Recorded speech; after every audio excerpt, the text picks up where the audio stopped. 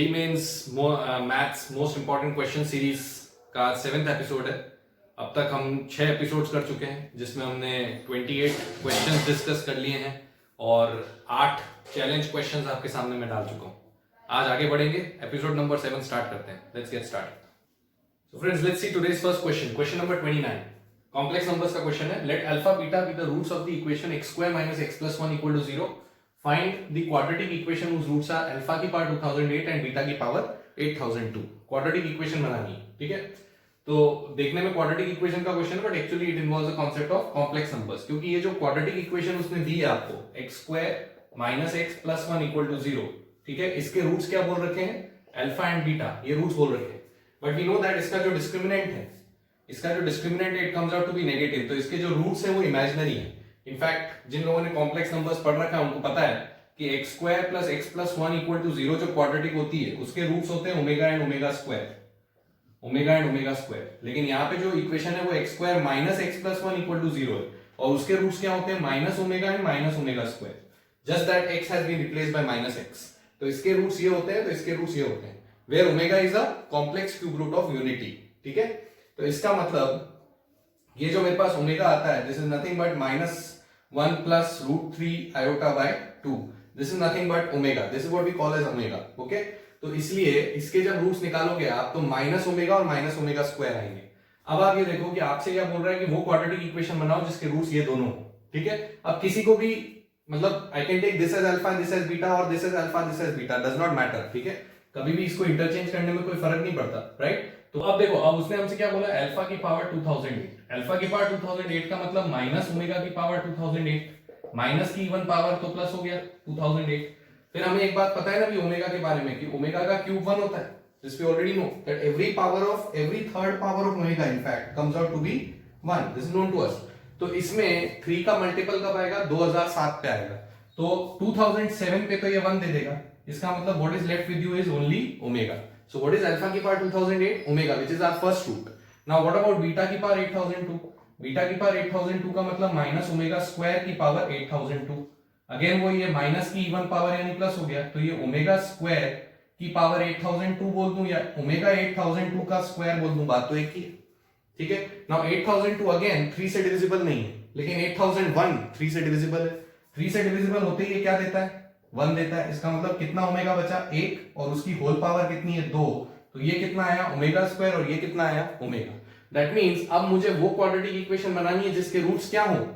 Omega and omega square. और वो तो मैं पहले ही लिख चुका हूं कि जिसके रूट्स ओमेगा और ओमेगा स्क्वायर होते हैं वो क्वाड्रेटिक क्या होती है? x square plus x plus 1 equal to 0। That means जो रिक्वायर्ड इक्वेशन है मेरी इस क्वेश्चन में, रिक्वायर्ड इक्वेशन वो क्या हो गई? x square plus x plus 1 equal to 0। ये मेरा आंसर हो गया जिसके रूट्स हैं omega and omega square. Right friends, moving on to question number 30। A variable circle passes through the point 2, 2 and touches the line 3x plus 4y minus 4 equal to 0. The locus of the center of this circle is a conic. Find the length of latest rectum of this conic. Okay, so let us draw a diagram first of this particular problem. So we have a variable circle. Okay, let C be its center. Since it is variable, let me call it as hk. Then there is a point P on the circle which is 2, 2, which is circle is passing through this point, and the circle is touching the line 3x plus 4y minus 4 equal to 0. That means this line is a tangent to the circle. Let me call this line as L, whose equation is 3x plus 4y minus 4 equal to 0. Let me call this line as L. The circle is touching it, so it is a tangent. Okay. Now we need the locus of this particular point C. Radius is variable, center is variable. Now if I join C with P, I should get the radius of the circle. Similarly, if I draw a perpendicular from C on this straight line, right, then also I should get the radius. Center से perpendicular tangent पे किसके बराबर होता है? Radius के। तो इसका मतलब this and this both are equal. I want the locus of this point. Now see, now analyze it. This is a variable point whose distance from a fixed point is equal to its distance from a fixed straight line. Now ये किसकी definition होती थी? Distance from a fixed point is equal to distance from a fixed straight line. किसकी definition होती थी?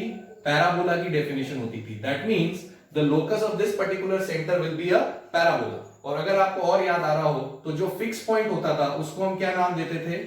Focus. और जो fix straight line होती थी उसको हम क्या नाम देते थे? डायरेक्ट्रिक्स। इसका मतलब ये फिक्स्ड लाइन तो डायरेक्ट्रिक्स है और ये फिक्स पॉइंट फोकस है, और लोकस क्या आएगा उसका? पैराबोला आएगा, ठीक है। अब हमें इसका मतलब length of latus rectum of parabola निकालना है। So that is straight forward. अभी पीछे एक वीडियो में भी मैंने बताया था कि कभी भी अगर किसी कोनिक का फोकस और डायरेक्ट्रिक्स पता है तो फोकस और डायरेक्ट्रिक्स के बीच की डिस्टेंस का डबल इज लेटेस्ट रेक्टम, ठीक है। तो what I need to do now is simply drop a perpendicular from focus on this line, okay? So if I call this as P and this as L, I need to calculate PL, that is distance of P from L, focus की distance से directrix से distance, ठीक है। तो कैसे निकालते हैं भाई, इससे इस पे परपेंडिकुलर डालते हैं तो पॉइंट को सब्स्टिट्यूट करेंगे। पॉइंट को सब्स्टिट्यूट किया तो कितना आया, 6 + 8 - 4 का mod divided by under root of what, under root of इसका स्क्वायर प्लस इसका स्क्वायर, यानी 3 का स्क्वायर प्लस 4 का स्क्वायर। अब आप देखो यहाँ कितना आया, 14, 14 में से 4 गया 10, 10/5 कितना हो गया, 2। इसका मतलब क्या हुआ कि यहां से इसकी इससे डिस्टेंस कितनी आई, 2 आई, ठीक है। अब ये याद करो कि इस डिस्टेंस को हम क्या बोलते थे, SLR/E बोलते थे, ठीक है। पैराबोला के लिए E कितना है, 1 है, ठीक है। इसको मैं SLR/E बोलता था। Distance of any focus from directrix is known as SLR/E। E parabola के लिए कितना है, 1। इसका मतलब पैराबोला के लिए SLR कितना हो गया भाई, 2। तो फिर LR कितना हो गया, लेटेस्ट रेक्टम 4 हो गया, इसका डबल। तो यही पूछा था ना उसने, length of latus rectum. The answer is 4।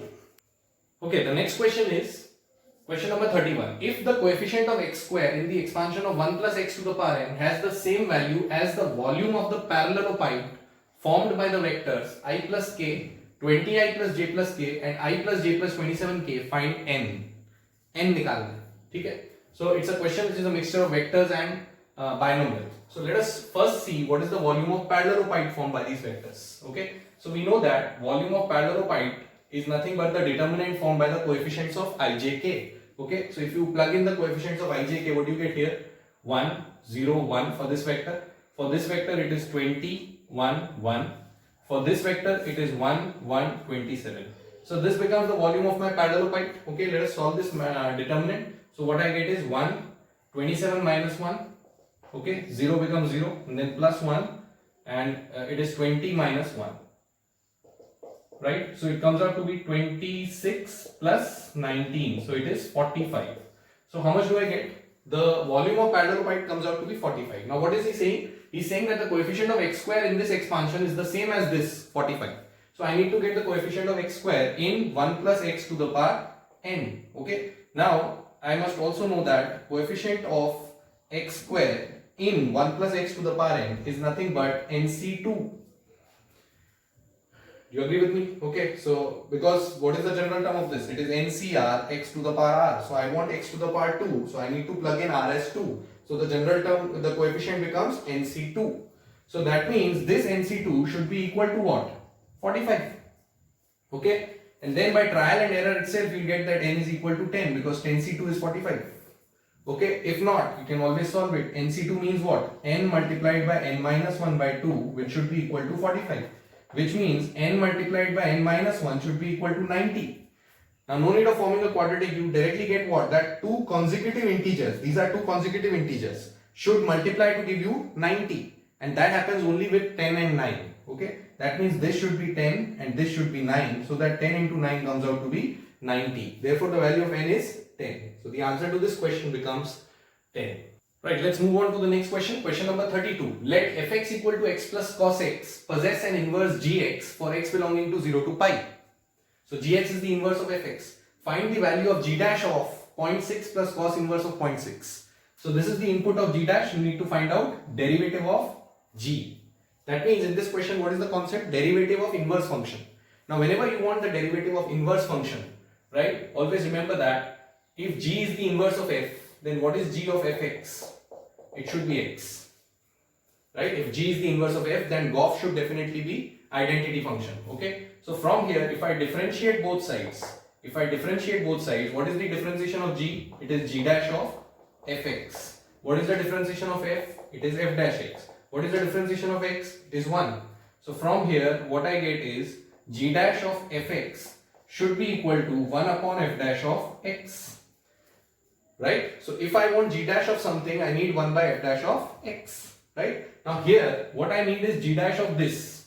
That means for me, this whole thing should be replaced by this. That means I need to solve for fx equal to 0.6 plus cos inverse of 0.6. You got my point? Because g dash के अंदर मेरे को क्या दे रखा है, ये दे रखा है, जबकि मेरे पास g dash के अंदर क्या आ रहा है, fx. तो मेरा fx इसके बराबर होना चाहिए, तब जाके मेरे पास x आएगा, क्योंकि मुझे यहाँ x लगाना है, यहाँ पे मेरे को ये नहीं लगाना है. ठीक है, ये तो मेरे को किसके अंदर लगाना है, g dash के अंदर. f dash के अंदर क्या लगाना है, x. तो वो x आएगा कहां से, जब मैं इसको सॉल्व करूंगा तो x आएगा. ठीक है. Now what is the value of fx given to me? The function fx is x plus cos x. So x plus cos x should be equal to 0.6 plus cos inverse of 0.6. This is the equation with me now. Obviously I do not have a direct method of solving it. I do it by hit and trial. So if you just do trial and error, can x be equal to 0.6? If x is equal to 0.6, this would become cos 0.6. So these two are not equal. Okay. So that means भाई दो ही तरीके, या तो ये इसके बराबर हो जाए या फिर ये इसके बराबर हो जाए. हिट एंड ट्रायल में तो यही तरीका सोचेंगे. ठीक है. तो ये इसके बराबर तो हो नहीं सकता, क्योंकि वो दूसरा टर्म बराबर नहीं होता. तो फिर इसका मतलब x इसके बराबर होना चाहिए. So let us try that x is equal to cos inverse of 0.6. If I try this, plug in this value, then x तो इसके बराबर हो गया. तो क्या cos of x 0.6 के बराबर हुआ? बिल्कुल हुआ भाई. x अगर cos inverse 0.6 है तो cos x कितना होगा, 0.6 होगा. तो मैच हो गया. मैच हो गया मतलब x की वैल्यू ये निकल के आती है. ठीक है.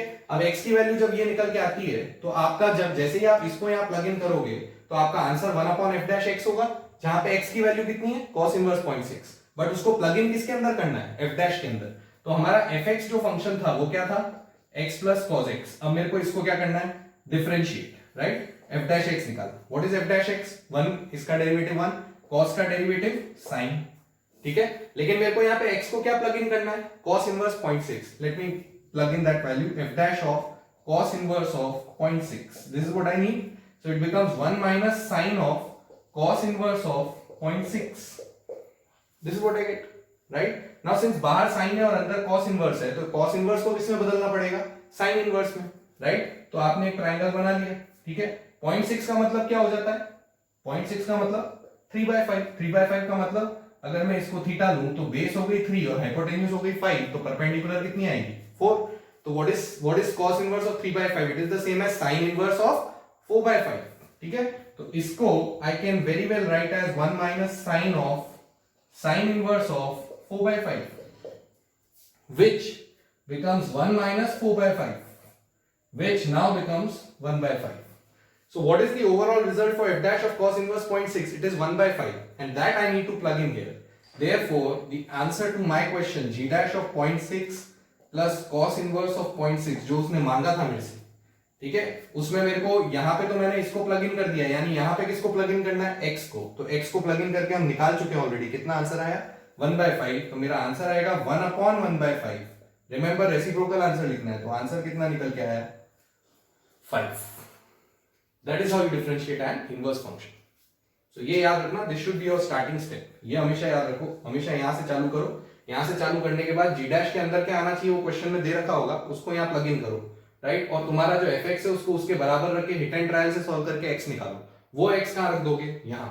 मतलब f को डिफरेंशिएट करो और उसमें वो वाला x रख दो. That will give you the answer. Finally reciprocal करना नहीं भूलना. ठीक है. Right, let's see the next question. Question number 33. If z is not equal to 1 is a complex number such that mod z equal to 1, then argument of root z upon 1 minus z can be. Argument of root z upon 1 minus z. Mod z कितना दिया है, 1. Z is a complex number which is not equal to 1. Okay. Argument पूछ रहा है, 4 option भी मैंने आपको दे रखे हैं, pi/3, pi/6, pi and pi/2. To select the correct option. Okay. So let us see how do we proceed again. Now, whenever you see a complex number whose modulus is 1, okay, immediately you should assume the complex number as e iota theta. Okay, if the modulus is 1, the complex number has to be of the form e iota theta. Okay, ये इससे क्या होगा, इससे ये आगे वाला portion easy हो जाता है. ठीक है, because e iota theta is what, cos theta plus iota sin theta, जिसका मैग्नीट्यूड कितना होता है, 1 होता है. ठीक है, तो हमें इतनी बात दे रखी है. So let us now find out the complex number root z upon 1 minus z. ये जो दूसरी बात उसने लिखी हुई है उसमें जरा z की वैल्यू डाल के सिंप्लीफाई करते हैं. तो रूट z का मतलब क्या हो गया, under root of e iota theta upon 1 minus e iota theta. इसको सिंप्लीफाई करो. ठीक है, तो कितना आया भाई, ऊपर तो कितना आ गया, e iota थीटा बाय 2 लिख सकते हैं इसको. रूट मतलब पावर हाफ, पावर मल्टीप्लाई. ठीक है, और नीचे क्या हो गया, 1 माइनस e iota थीटा. अब e iota थीटा क्या होता है, cos theta plus iota sin theta. So I can always write it like this. Okay, now let me separate 1 minus cos theta. ऊपर तो as it is चलने दो. नीचे क्या लिख लिया? 1 minus cos theta पे double angle formula 2 sin square theta by 2, और ये जो sin theta आया माइनस आयोटा sin theta, इस पे भी डबल एंगल फॉर्मूला, तो 2 iota sin theta by 2 cos theta by 2, दोनों पे डबल एंगल फॉर्मूला लगा दिया. ठीक है, अब नीचे देखो क्या कॉमन आया. ये ऊपर तो as it is iota theta by 2, नीचे क्या कॉमन आया? 2 sin थीटा बाय 2, और क्या बचा? sin theta by 2 minus iota cos theta by 2, ये नीचे बच गया. इसको ध्यान से देखो. ठीक है, अब ये सिंस हमारा यूलर्स फॉर्म में नहीं है, ई आयोटा थीटा वाले फॉर्म में नहीं, इसको यूलर्स फॉर्म में लाने के लिए क्या कर ले अपन, इसमें से माइनस आयोटा कॉमन ले लेते हैं. ठीक है, I am taking minus iota common from here. ऊपर तो आ गया ई आयोटा थीटा बाय 2, नीचे क्या कॉमन ले लिया मैंने? Minus iota 2 sin theta by 2 as it is था जो वो है ही. ठीक है, अच्छा माइनस आयोटा कॉमन लेने पे ये क्या बचेगा? cos theta by 2. यहां पे तो cos थीटा बाय 2 बच जाएगा, और यहां क्या बच जाएगा? Plus iota sin theta by 2. ठीक है, because when you divide something bye minus iota, like if I suppose have x upon minus iota, तो मैं क्या कर दूंगा? ऊपर नीचे आयोटा मल्टीप्लाई कर दूंगा, तो ऐसा हो जाएगा. बट आयोटा स्क्वायर कितना होता है? -1, तो ये माइनस एक्स आयोटा अपॉन -1 हो गया, that is nothing but x iota. That means अगर आप किसी भी नंबर को माइनस आयोटा से डिवाइड करोगे तो वो आयोटा से मल्टीप्लाई हो जाएगा बेसिकली. ठीक है, बिकॉज आयोटा स्क्वायर इज -1, तो मैंने माइनस आयोटा डिवाइड करा तो फिर ये आ गया. ठीक है, अब इसको देखो जरा ध्यान से, this is E iota theta by 2 और नॉट, तो इसलिए ये और ये क्या हो गए? कैंसल. अब वापस यहाँ पे देखो 1 अपॉन क्या हो रहा है? Minus iota. अभी बताया था जब माइनस आयोटा से डिवाइड करेंगे तो आयोटा ऊपर आ जाएगा, तो इसलिए ये माइनस आयोटा हटके ऊपर आ गया. इसका मतलब ओवरऑल मेरा ये जो कॉम्प्लेक्स नंबर था वो iota upon 2 sin theta by 2 बचा कि नहीं बचा? Iota upon 2 sin theta by 2. This is my overall complex number left. Now if you look at this complex number, does it have any real part? No, it is purely imaginary. एक ऐसा complex number बना purely imaginary, और कोई भी complex number अगर purely imaginary होता है तो उसका आर्ग्यूमेंट कितना होता है? Pi by 2. ठीक है, so therefore argument of this complex number root z अपॉन 1 माइनस z should be equal to how much? Pi by 2. The answer will be option D. Okay, let's see the last question for today's video. Question number 34. Let A equal to Aij be a 3 by 3 matrix, and let B equal to Bij, that's another matrix, where Bij has been defined as 2 to the power I into 3 to the power j into Aij for I and j between 1 to 3. So that means this is how you calculate the elements of the matrix B. It's 2 की power I, 3 की power j, Aij. Aij are the elements of the first matrix. If determinant of A is 6, what is the determinant of B? That is the question. Okay, so let us see how do we proceed. So whatever is your matrix A, okay, your matrix B depends on matrix A, and the determinant of matrix A is given to you. All right, so all you need to do is just figure out how will your matrix B look like. How will your matrix B look like? So if I just try to formulate how will my matrix look like if I try to place the first element in my matrix, so just see, यहाँ पे I और J को क्या रखेंगे first element के लिए? 1 1, ये भी 1, ये भी 1, तो यहाँ पे क्या आएगा? 2 into 3 into A11, ये आएगा. Right, what will be your second element of this matrix? जब आप I को 1 और J को क्या रखोगे? 2, तो कितना आएगा? 2 into 3 का स्क्वायर A12. अगला एलिमेंट क्या आएगा? 2 into 3 का cube A13. I hope it is clear. Just go on replacing I and J. I को पहले 1 रखा, J को 1, फिर 2, फिर 3, तो ये हो गया. राइट, इसी तरीके से अब नेक्स्ट वाला जब हम I को 2 रखेंगे तो यहाँ 2 स्क्वायर, यहाँ 3 और यहाँ A21, I को 2 और J को 1, फिर I को 2 और J को 2, तो यहाँ कितना आ गया? 2 स्क्वायर, 3 स्क्वायर और यहाँ पे A22, फिर यहाँ पे 2 स्क्वायर, 3 क्यूब और A23, and the last row I will be 3, J will be 1, so this will be 3 1. The next would be I will be 3, J will be 2, this will be 3 2, and the last one would be I will be 3 and J will also be 3, so this will be 8 3 3. This is what you get. This is how your matrix would look like. Now if you look at the determinant B, which we want determinant of B, right? Now when I take determinant of this matrix, what is common from the first row? 2 into 3 is common. Okay, first row 2 into 3 is common. What is common from the second row? 2 square into 3 is common. 2 square into 3 is common. Okay, from the third row 2 cube into 3 is common. So I have taken 2 cube into 3 common. So what I have done, I have taken 2 into 3 common here, 2 square into 3 common here, 2 cube into 3 common here. This is what we can do in a determinant. We can take something common from every row or column. Okay. After that, what is left? Okay. After that, what is left? Let me write it here. What is left? If I take 2 into 3 common, what is left here is a11. What is left here is 3a12. What is left here? 3 square a13. Okay. Similarly, what is left here after taking this common? a21. Here 3a22 and here 3 square a23. Here a31. Here 3a32 and here 3 square a33. Okay. This is what is left or not after taking common. And now if you see this column, what is common in this column? 3. What is common in this column? 3 square. That means I can further take 3 common from this column and 3 square common from that column. So this all thing comes out of my determinant. And after that, what is left? Is the matrix A. Because now all the constants are gone. And we already know what is the determinant of A. It is 6. Okay. So when I that means this becomes the whole scalar which comes out. And after that, what is left is determinant of A. So this is my equation now. So now clearly you can see how many times is 2 coming? 6 times. So it is 2 to the power 6. How many times is 3 coming? That is also 6 times. So 2 ki power 6 into 3 ki power 6 into determinant A, which is 6. So this is 6 ki power 6. So 6 ki power 6 into 6. The answer should be 6 to the power of 7. So that completes the questions for today. I hope you've understood them, you noted them. Okay.